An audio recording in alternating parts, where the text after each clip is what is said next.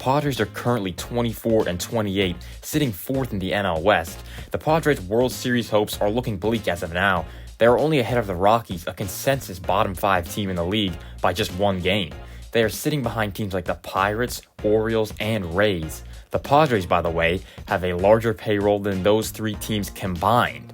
Many people predicted this team to not only make the playoffs but to win the World Series. If the Padres continue this slide and miss the playoffs, it will be one of the most disappointing seasons in recent history. Well, just get them next year, right? Well, no. Over the last couple seasons, the Padres have slowly but surely killed their future for talent right now. The talent they've got has not given them the results they wanted. The Padres have mortgaged their future for success right now, but they aren't getting any success. Their competitive window is closing quickly, and the team is going to get very bad very fast if nothing else changes. I mean, the Padres have Juan Soto, Manny Machado, Xander Bogaerts, and Fernando Tatis Jr. The team can't be that bad, right? Well, on paper, that makes sense, but they only have 4 above-average hitters statistically so far in 2023, Jake Cronenworth and the aforementioned Soto, Bogaerts, and Tatis. Machado has struggled and now finds himself on the IL with a hand injury. He will come back in early June. Will he be able to start a bounce back then?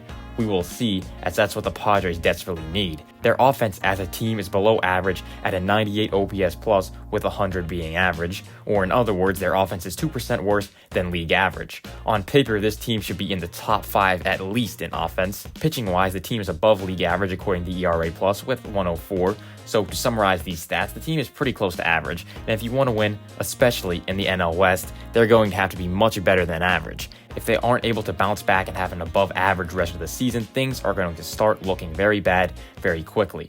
The 2022 trade deadline was pretty active for the Padres, making 2 huge trades, one of course acquiring Juan Soto from the Nationals and the other acquiring Josh Hader from the Brewers. Getting these 2 stars didn't come cheap. The Padres sent C.J. Abrams, Mackenzie Gore, James Wood, Robert Hassell, and Harlan Susana, and Luke Voigt. Now, none of these guys are Juan Soto, but these top prospects certainly have a good chance of becoming valuable pieces for competitive teams. Abrams has struggled in the majors, but has looked improved this year. He has a 92 OPS plus so far in 2023, his highest of his career. He's only 22 years old, and his ceiling is still very high. I mean, we saw what he did in the minors, a career 331 hitter with 42 stolen bases and just a 16% strikeout rate. Mackenzie Gore was once a very highly touted pitching prospect, but injuries slowed him down a bit. This year, however, Gore seems to be tapping into that potential. He's averaging a career-high 11.1 strikeouts per 9 innings, which is 3rd in the National League, only behind Hunter Green and Spencer Strider. His best pitch by far is his curveball, as it has an expected batting average of just 145. He throws it just 19% of the time though, and he throws his fastball at a very high rate of 61%. The fastball has a batting average against of 300 and an expected batting average of 269. It's got good velo and spin, but he throws it so often, hitters are able to sit on it and make consistent contact. Gore also throws a slider 18% of the time, almost exclusively to lefties, and is about average. His arsenal is rounded out by a changeup that he has only thrown 12 times so far this season. It's pretty evident that Gore needs to develop another successful pitch if he wants to reach that potential. He is just 24 years old, and he still has time to develop, and if he does, he could become a valuable piece to this Nationals team. And if he doesn't, he will still be good. He has a 3.88 ERA so far this year, and is a solid starter, just not a star yet. Robert Hassell has a career minor league OPS of 806 and has 60 stolen bases. He has a 128 WRC plus so far in 2023 in AA. Fangraphs has him ranked just outside the top 100 prospects as he was injured last year. His 2022 performance post-Soto trade was also not all that exciting, but this year it looks like he's back to his Padre form and he's putting up great numbers in AA. He has an outside chance of making the big leagues this year, but next year he definitely has a shot to make the team and can maybe fill that void that Soto left just a little bit. James Wood is where this trade haul for the Nationals gets very exciting. At 6'6", 240, Wood has almost unlimited power. Fangraphs has his raw power listed at 80, which is the highest grade a prospect can receive. He's got good speed, but it doesn't really translate into defense in the outfield. Wood has a career 962 OPS in the minors and currently sits in high A. Wood is listed as the 6th best prospect in the entire league according to Fangraphs and has potential to be one of MLB's next big superstars. Now, he probably won't crack the big leagues until 2025 at the earliest, as he's only 20 years old and still in high A. Harlan Susana has some of the nastiest stuff for a pitcher of his age. He's only 19 but also walks a lot of hitters, as is usual with young arms with good stuff. His ceiling is pretty high, but his floor is also pretty low. Now, the Padres gave all of this up for 2.5 years of Juan Soto. Also, they get the chance to negotiate an extension with him, but we will get to that later. Soto has been one of the few bright spots on the Padres this year, but the team just can't put it all together. There is no doubt that this trade made the team better for 2023, but was it worth it to destroy the future? The second big trade that the Padres made was acquiring arguably the best closer at the time, Josh Hader, from the Milwaukee Brewers. The Padres gave up Robert Gasser, Esteury Ruiz, Taylor Rogers, and Dinelson Lamet. As we know, the Brewers eventually traded Ruiz as a part of the Sean Murphy deal to get William Contreras from the Braves. Ruiz is also one of the more exciting players on the absolutely awful Oakland Athletics team now.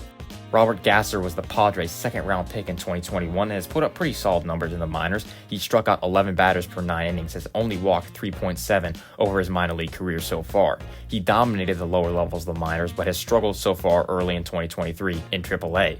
Rogers and Lamet haven't been good in a while, so getting rid of them was not that big of a deal. The second half of 2022 for Josh Hader was bad, really bad. He put up a 7.31 ERA with the Padres, which is not good. In 2023, however, Hader has a .83 ERA in his first 22 innings, so it looks like he's back into his old form. Hader is only under contract until the end of 2023, so the Padres will have to give him a big payday if they want to keep him around. If they are unable to extend him, then they would have just traded for 1.5 years of Hader, with that half of a year being pretty bad. With relief pitchers being the least valuable position on a Major League Baseball team, it raises some questions that this trade may have not been the best idea. At the time, the Brewers took a lot of criticism for this trade, but I always thought the Brewers won this trade. They gave up the last year and a half of control of Josh Hader and got some pretty good prospects in return, one of which allowed them to get William Contreras, who's doing very well in 2023 and was an all-star last year. Now the Padres are in a position where they have to give a lot of money to Hader after Edwin Diaz changed the market for closers. Speaking of money, the Padres have spent a lot of it. They have signed multiple long-term contracts in the past couple years, the first of course being Fernando Tatis Jr. Tatis signed a 14-year, $340 million extension with the Padres, and this is easily the best contract the Padres have handed out. They're only paying Tatis until he is 36, and the max salary he will receive is $36 million, which will start when he is 30 years old. With Tatis locked up long-term, they look to build around him. They signed Joe Musgrove to a 5-year extension worth $100 million. This deal looked pretty good at the time, but Musgrove has struggled this year. He may just be in a slump to start 2023, so this contract still could turn out nice for the Padres. They then extended Manny Machado to lock down the left side of the infield, giving him $350 million over 11 years. This is where things start to go a little bit downhill. Machado is already 30 years old, and since the contract kicked in this year, the Padres will be paying him until he is 40 years old. When Machado is 40, he will be getting paid $36 million. Now, obviously, Machado won't be worth $36 million when he's that old, but that's the hit you have to take if you want to sign these superstars. It is painful, but you just have to take it if you want him long term. After Machado, though, the Padres made a move that is still questioning a lot of people when they signed Xander Bogaerts to an 11-year, $280 million contract. Xander is also 30 years old and will be getting paid $25 million when he is 40 years old. That means the Padres are going to be paying both Machado and Bogaerts well into their 30s and even their 40s, and they are going to be paying them a lot of money, about $60 million through those years. Now, the biggest question is, what happens to Soto? What happens to Hader? Soto is the only superstar that the Padres have that is playing up to his standards and is the only one not under contract for the next 47 years. With all that money tied up, and now one of the worst farm systems in the entire league, the Padres' future looks pretty dim.